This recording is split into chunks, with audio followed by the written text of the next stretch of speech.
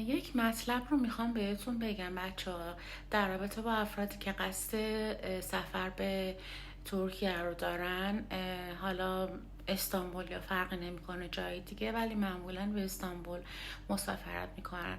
برای خرید کردن خیلی تفاوت داره که قیمت رو به انگلیسی بپرسید یا به ترکی استانبولی. زمانی که میگید how much is that، طرف ممکنه بگه $100، $100.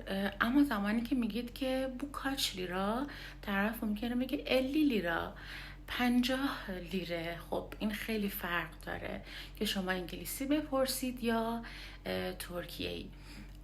و این من خب تا به حال به ترکیه سفر نکردم دوستان حقیقتش، ولی این رو از تجربه دوستانی که به ترکیه سفر کردن و از گفته های دوستان ترکیه ایم که خودشون علنا گفتن که با توریست ها مثلا فروشندگان اینجوری برخورد میکنن، نه که بگم برخورد بد، ولی از لحاظ خرید کردن و گفتن قیمت اینجوریه. یعنی اگه کسی انگلیسی بپرسه اینقدر بهش میگن، ولی خب ترکیه که کسی میپرسه اینجوری میگن. حالا نمیدونم، فکر میکنن طرف ترکه یا حالا با اینکه از لهجه مشخصه، ولی حالا شاید فکر کنن طرف یه رگش ترکه یا حالا نمیدونم یک چیزایی حالیشه، یا حالا به هر حال مثل اینکه ترکی پرسیدن خیلی تاثیر داره توی گفتن اون قیمت.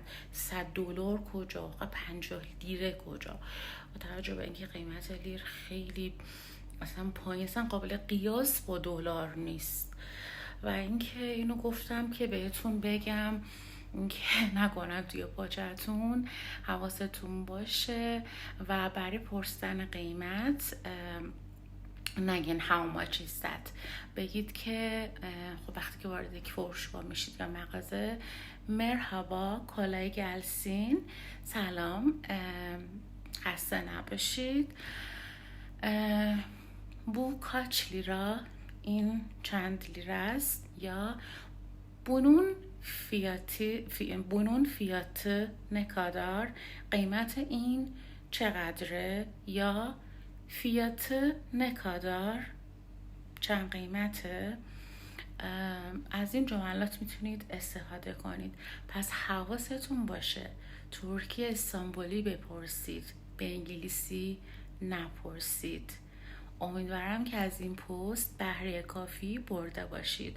دوستتون دارم، موفق باشید. görüşürüz.